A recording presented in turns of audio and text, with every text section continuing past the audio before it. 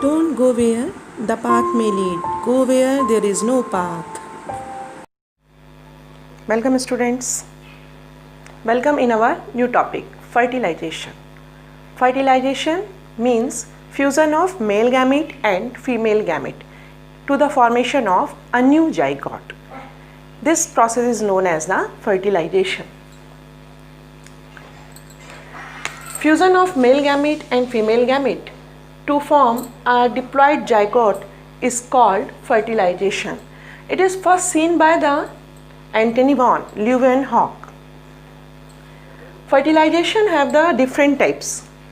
First type is the syngamy. Fusion of the gametes is known as the syngamy. Where only the gamete are fused, it's known as the syngamy. Second, plasmogamy. Fusion of the cytoplasm of the gametes is known as the plasmogamy. Next is the karyogamy. Fusion of male pronucleate and female pronucleate is known as the karyogamy. Next is the amphimixis. Fusion of chromosomes of two nuclei. किस chromosome का बात हो रहा है? Fusion of chromosome of gametes nucleus, यानी जो gametes के जो न्यूक्लियस हैं उसमें जो क्रोमोसोम मौजूद है उसका जो फ्यूज़न होगा वो एम्फीमिक्सिस कहलाएगा. एक बार और देख लीजिए कि जो गैमीट है उसमें जो न्यूक्लियस है उसमें जो क्रोमोसोम प्रेजेंट है उसके फ्यूज़न को हम एम्फीमिक्सिस कहते हैं. Here is the very stages about the fertilization. We study in this video stage by stage. First stage is site of fertilization. Fertilization कहाँ होगा? Fertilization का साइट है फैलोपियन ट्यूब, जिसको हम क्या कहते हैं? Oviduct.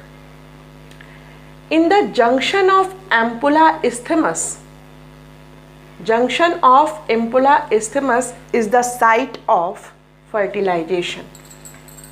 Second step, arrival of sperm. Sperm कैसे पहुंचता है fertilization के लिए? In the copulation process, male ejaculated sperm in the vagina of the female. This process is known as the insemination. Sperm semen में मौजूद होता है और मेल का अपना सीमन फीमेल वेजाइना में इजेकुलेट करना इंसेमिनेशन कहलाता है. In one time male ejaculate 300 million sperm in the female vagina. In a one's time 300 million sperms ejaculate in the female vagina. Next, movement of sperms. Male sperm, when reached in the genital path of the female vagina, it come into uterus and fallopian tube. By the contraction of them, वो easily रास्ते से नहीं पहुंच जाता है.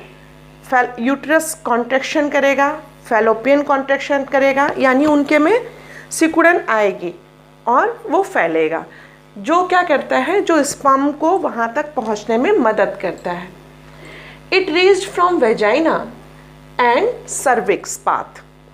कैसे? सबसे पहले वेजाइना में, then cervix, then fallopian tube, then uterus.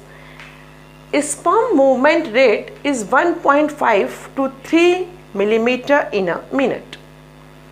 एक मिनट में इसकी जो मूवमेंट रेट है वो 1.5 to 3 millimeter तक है. Most important thing is that in the million sperms, only some 100 sperms go into the cervix.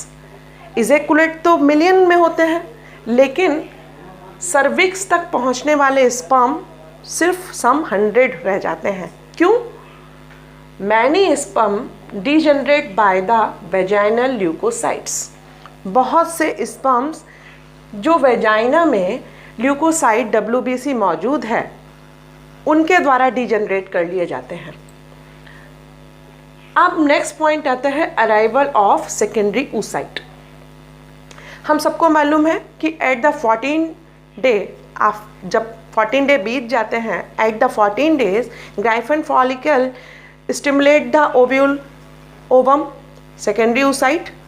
Secondary oocyte जब ग्राइफन फॉलिकल रिलीज करता है, it come out from the ovary at the fimbriae. Fimbriae कहाँ मौजूद है? Fallopian tube में। जब ovary से discharge हो रहा है ओवम, तब फिम्बरी, आपने देखा होगा फिंगर लाइक स्ट्रक्चर है। नहीं, आपने अगर फीमेल जेनिटल वाला स्ट्रक्चर आपने पढ़ा है तो वीडियो में जा कर के देखिएगा, वहाँ फीमेल रिप्रोडक्टिव सिस्टम में पूरा स्ट्रक्चर पढ़ाया गया है। ये जो फिम्बरी है वो है फिंगर लाइक स्ट्रक्चर। जैसे ही ओवरी से ओवम डिस्चार्ज हो रहा है, it catch like that, it catch the ovum. And ये भी हमने पढ़ा है कि इस जो फैलोपियन ट्यूब है उसमें जो मूवमेंट होता है ओवम का, वो सीलियल मूवमेंट होता है। मतलब जो सीलिया है वो हेल्प करता है उसको आगे बढ़ने में। जैसे ही सीलियल मूवमेंट से ये एम्पुला इस्थेमस जंक्शन पर पहुंचता है, अगर कोई स्पर्म उस समय मौजूद हो जाता है तब इट मे बी फर्टिलाइज्ड। एक चीज़ और है इम्पॉर्टेंट कि ovum when discharge in the female fallopian tube, it stay here in the 24 hour. Sperm को भी इसी 24 आवर में आकर के उसको फर्टिलाइज करना होगा। यानी same time when the ovum come, same at the time sperm also come, then will be fertilisation. अब ऐसा नहीं है कि ओवम आ जाएगा और 6 दिन के बाद स्पर्म आएगा तो क्या होगा? फर्टिलाइजेशन होगा। तो फर्टिलाइजेशन नहीं होगा। ये आपकी एनसीईआरटी बताती है, ये आपकी एनसीईआरटी में लिखा हुआ है। That's why all copulation do not need pregnancy. Her copulation में ज़रूरी नहीं है कि प्रेगनेंसी होगी ही होगी। प्रेगनेंसी कब होगी? जब at the ones time ovum and sperm में बी फर्टिलाइज्ड एट ए वंस टाइम। एक ही समय दोनों का होना ज़रूरी है।